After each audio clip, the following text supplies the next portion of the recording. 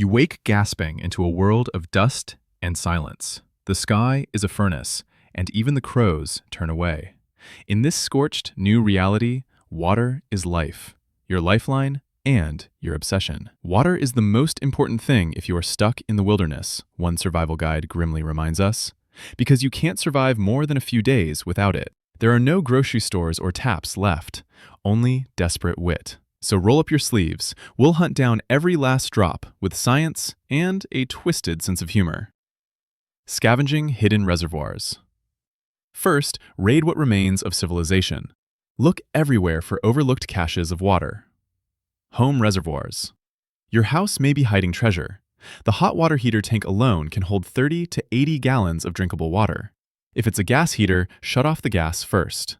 Drain that tank into containers. Melt every ice cube and defrost every freezer. Even the water sitting in toilet cisterns can be tapped.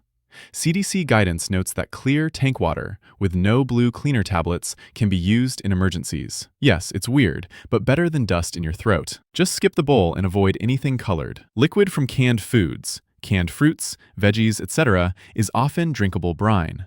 Squeeze it out and gulp it. Bathroom surprises. If you had to bug out quickly, there might still be residual water in the shower pan, radiator for cleaning only, or even that pee-soaked rug.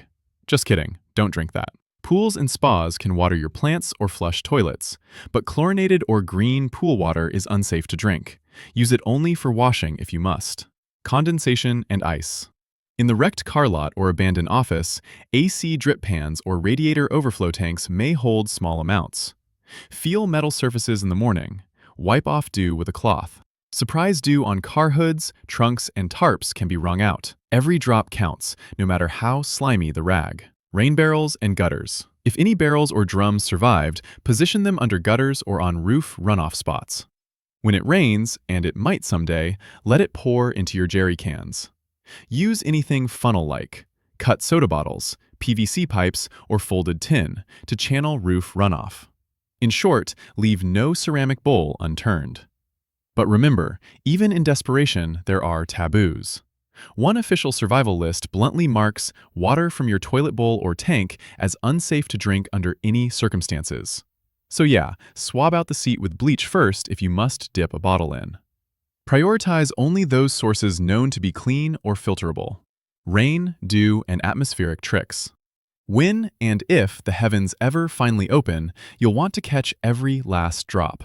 Rainwater harvesting. Rid any tarp, sheet, or discarded plastic sheeting into a funnel. Stretch it between poles or lay it sloped between two trees. Position a container at the lowest point. Even a broken umbrella or a folded tarp can direct sheet flow. No tarp? Rummage for a sheet of aluminum or vinyl. Line it to pour rainwater into bottles. The goal is simple. Make the storm your water pump. Morning dew collection. The night air is your unpaid reservoir. Before dawn, lay out clean cloth, blankets, or dark plastic across the grass or car rooftops. By sunrise, dew has gathered. Simply wring or scrape the moisture into a cup. According to survival guides, lay out a clean cloth or tarp in the morning and wait for dew to gather. Once accumulated, wring the cloth into a vessel. Your socks or t-shirt can become water harvesting sponges. Don't scoff. A few ounces per night might save you. Condensation traps. For a more active approach, build a mini atmospheric still. Dig a shallow pit and put a bowl or can in the center. Cover it with plastic, a tarp or sheet, stretched taut and angled so that one end dips above your container. As temperatures change, moisture will condense on the plastic and run down into the cup. Battlebox notes this tarp system exactly. Dig a shallow hole. Place a container in the center. Cover the setup with a tarp, ensuring it slopes towards the container. As temperatures fluctuate, condensation will collect and drip into your container. It's basically nature's own rainmaker, fueled only by day-night swings. Plants, nature's mini stills. If you're lost in a ruined park or suburb, plants become your allies. Plant transpiration bag. Fill a clear plastic bag with plant perspiration. Pick a large leafy branch. Avoid poisonous or needle-like plants. Tie a transparent bag over it, sealing tightly.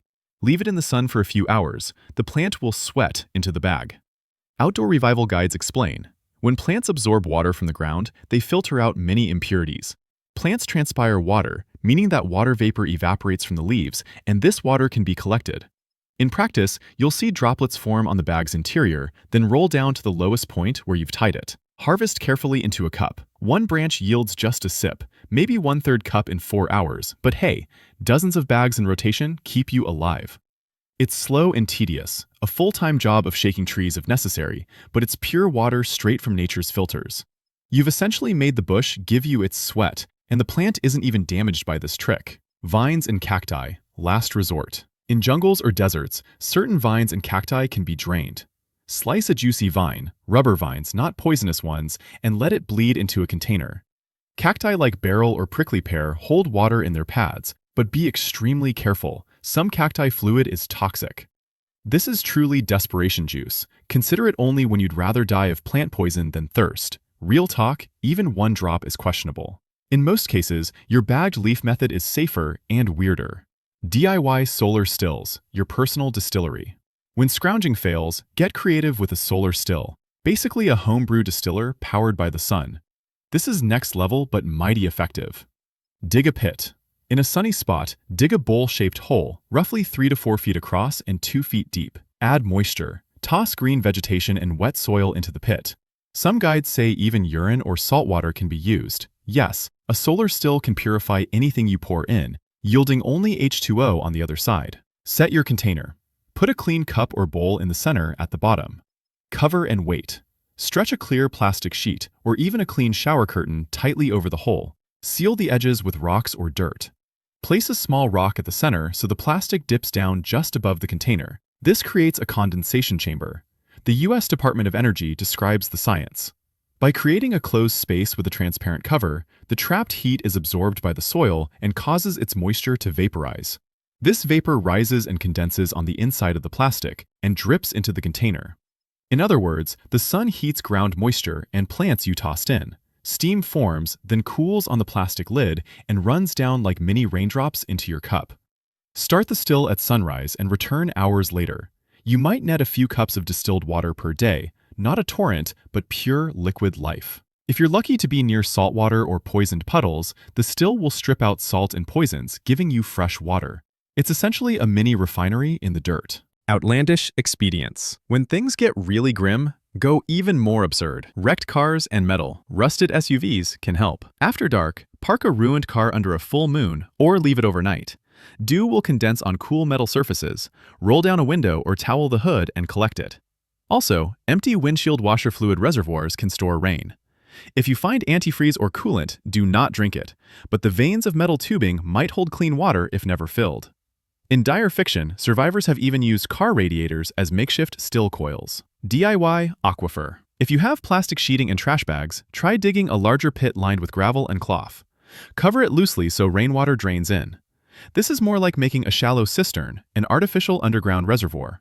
It's tricky and low yield, but every drop funneled to a container helps. Anything liquid, distilled. Remember, a solar still can distill urine, river water, even swamp muck. We'll assume your dignity stops you before plumbing that option openly, but yes, the world's boiling point doesn't care what you poured in. Just be sure to capture only the condensate. In one survival anecdote, you can distill anything liquid and get clean water from it. Urine, seawater. Solar Stills 101, folks. But maybe hold off on bladders if you can. Thank you for watching the video. Don't forget to subscribe.